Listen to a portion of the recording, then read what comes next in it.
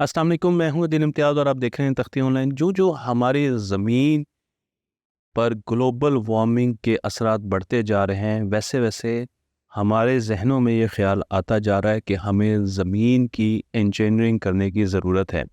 ज़मीन के बढ़ते हुए टेम्परेचर को कंट्रोल करने की ज़रूरत है, क्योंकि इस टेम्परेचर के बढ़ने से ना सिर्फ मौसमों में बहुत से तगय्युरात आ रहे हैं, बहुत सी तब्दीलियाँ आ रही हैं, बल्कि इंसान को ज़मीन पर रहना अब मुश्किल होता जा रहा है। इस सिलसिले में बहुत सी सोच और बहुत से एक्सपेरिमेंट ऐसे हैं जो डिस्कस किए जाते रहे हैं। कुछ ऐसे एक्सपेरिमेंट हैं जो हमें बताए जाते हैं और कुछ ऐसे एक्सपेरिमेंट हैं जो शायद हमें बताए भी नहीं जाते। अब पहली मर्तबा एक ऐसा एक्सपेरिमेंट किया गया है, पब्लिकली उसे अनाउंस किया गया है कि ये जियो इंजीनियरिंग का एक्सपेरिमेंट हमने किया है। गोया कि अभी भी उसे मीडिया से बहुत दूर रखा गया है और मीडिया में आपको बहुत ज़्यादा ख़बरें इस एक्सपेरिमेंट के बारे में नहीं मिलेंगी, लेकिन इसको ऑफिशियली अनाउंस किया गया है और इसमें बताया गया है कि पहली मर्तबा हमने ऐसे एक्सपेरिमेंट किए हैं जिसमें हमने बादलों के कवर को, ज़मीन के गिर्द जो बादलों के गिलाफ हैं उनको इम्प्रूव करने की कोशिश की है, ताकि ज़मीन पर ग्लोबल वार्मिंग को हैंडल किया जाए। इसे सोलर रेडिएशन मॉडिफिकेशन कहते हैं। और अगर हम ज़मीन के गिर्द बादलों का गिलाफ देखें तो तकरीबन जो सूरज से रोशनी ज़मीन तक आ रही है उसका 30 से 40% हिस्सा बादलों से रिफ्लेक्ट हो जाता है। मेरा गला ख़राब है, इसलिए मुझे बोलने में थोड़ी सी दिक्कत हो रही है। तो 30 से 40% जो हिस्सा है वो बादलों से रिफ्लेक्ट हो जाता है और बाकी आकर ज़मीन पर रोशनी फैलाता है और ज़मीन को गर्म करता है। बादल एक तरफ तो हमारी ज़मीन को आने वाली धूप से बचाते हैं, गर्मी से बचाते हैं, लेकिन जो धूप ज़मीन पर आ जाती है उसे फिर वापस भी नहीं जाने देते, उसे ट्रैप भी कर लेते हैं। तो एक तरफ तो ये हमें गर्मी से बचाते हैं, लेकिन दूसरी तरफ यही हमारी ज़मीन को गर्म भी कर रहे हैं। तो इनका कवर बढ़ाना दो धारी तलवार है। एक तरफ सूरज की आने वाली रोशनी को ये कम करेंगे, लेकिन जो ज़मीन तक रोशनी पहुंच चुकी है उसे, जो हिद्दत पहुंच चुकी है उसे बाहर भी जाने नहीं देंगे। तो हमें बहुत ज़्यादा ख्याल रखना होगा इस सिलसिले में। मैं आपको कुछ अर्से पहले कुछ वीडियोस में ये बता चुका हूँ कि हम बादलों को मज़ीद रोशन करने जा रहे हैं।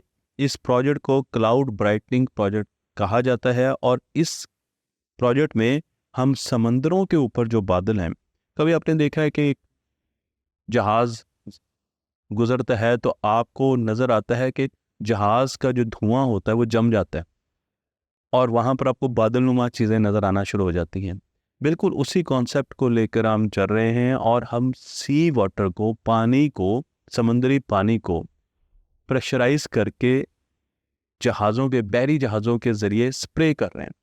और जब हम उनको स्प्रे कर रहे हैं तो उससे हम बादलों का जो क्लाउड है, जो बादल हैं, उनको, उनकी तादाद को बढ़ाते जा रहे हैं। मैं आपको बताऊं कि जो ब्राइटिंग स्काई प्रोजेक्ट है या ब्राइटिंग क्लाउड प्रोजेक्ट है, वो ये बताता है कि समंदरों का 1/5, 1/5 हिस्सा जो है वो बादलों से ढका होता है। तो अगर हम उस हिस्से को बढ़ा लें तो पानी, गर्मी जो है वो समंदरों तक नहीं पहुंचेगी और पानी गर्म नहीं होगा। और अगर पानी गर्म नहीं होगा तो उसके फिर असरात ग्लोबल वार्मिंग पर भी उस तरीके से नहीं आएंगे। ये एक बहुत ही महंगा प्रोजेक्ट है। इतने ज़्यादा जहाज़ों को लेकर जाना और उनसे स्प्रे करना बहुत महंगा, कॉस्टली प्रोजेक्ट है। इसलिए इस पर डिबेट हो रही है कि क्या इसे हम करने की ज़रूरत भी है। लेकिन इसके अलावा भी हमारे पास जियो इंजीनियरिंग के बहुत से तरीके हैं। मैं आपको यहाँ पर कुछ तरीके बताता जा रहा हूँ जिसमें हम एरोसोल्स उनको इंजेक्ट करते हैं ज़मीन की ऊपर की एटमॉस्फेयर में, सतह पर, स्ट्रेटोस्फेयर में, और उसके ज़रिए हम कोशिश करते हैं कि हम लाइट को स्कैटर करें।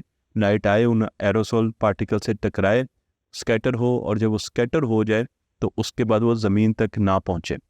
इसी तरीके का प्रोजेक्ट हमने किया है। यही वो प्रोजेक्ट है जिसमें हमने स्ट्रेटोस्फेयर में एरोसोल्स को इंजेक्ट किया है जहाज़ के ज़रिए और इसे अनाउंस किया गया है।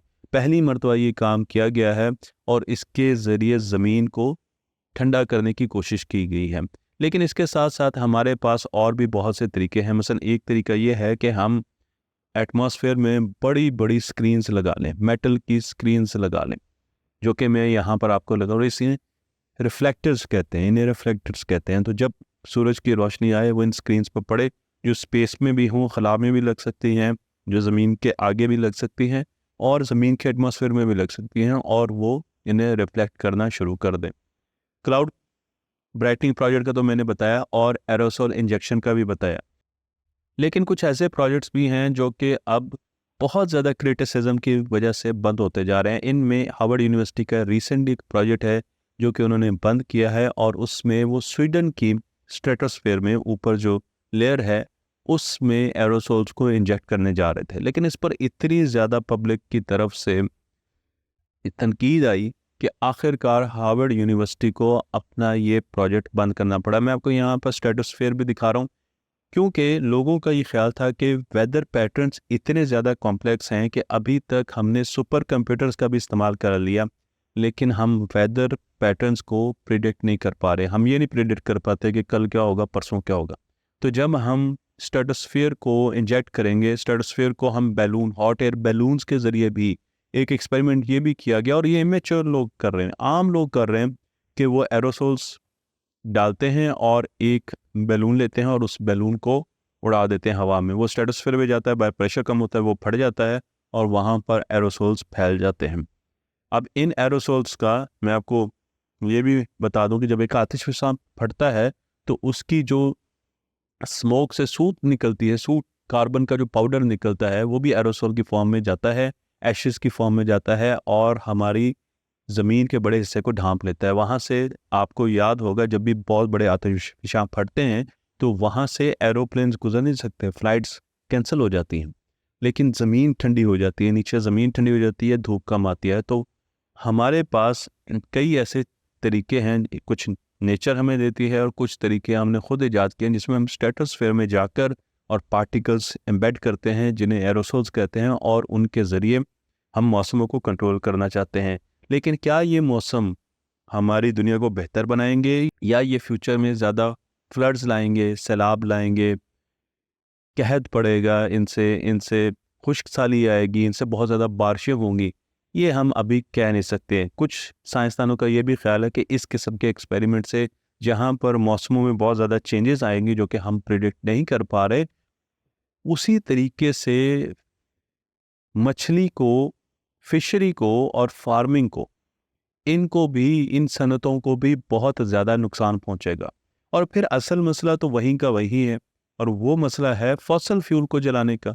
हम अभी तक इलेक्ट्रिकल कार नहीं बना सके, उसकी मैस डिस्ट्रीब्यूशन नहीं कर सके, हम अभी तक कोई भी ऐसा अल्टरनेटिव फ्यूल नहीं बना सके जो कि फॉसल फ्यूल के यूजेज को कम कर सके। इसलिए जब तक हम फॉसल फ्यूल को जलाते रहेंगे, हमारी दुनिया गर्म से गर्म होती जाएगी और हमें इन्हीं मुश्किलात का सामना करना पड़ेगा। तो जो सबसे अहम चीज़ है, इस किस्म के प्रोजेक्ट जो कि बहुत ज़्यादा कॉस्टली हैं, बहुत ज़्यादा हैवी हैं, उनको हिट करने से पहले हमें ये देखना चाहिए कि हम फॉसल फ्यूल को किस तरीके से कम करें, और अगर हम इलेक्ट्रिकल कार्स की तरफ और दूसरे अल्टरनेटिव रिसोर्सेज की तरफ ज़्यादा जा सकते हैं तो उन टेक्नोलॉजीज़ को हम किस तरीके से बेहतर कर सकते हैं।